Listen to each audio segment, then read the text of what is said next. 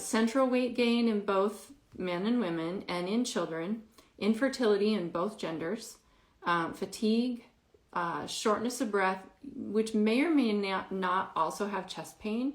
So it can just be short of breath, or it can be like you yawn a lot or sigh a lot. And it may also mean chest pain if you're having that kind of weird thing that's going on in the heart. It'll slow down the heartbeat. And so if the heart can't keep up with demand, then you can start to get some chest pain. You might feel palpitations in the heart.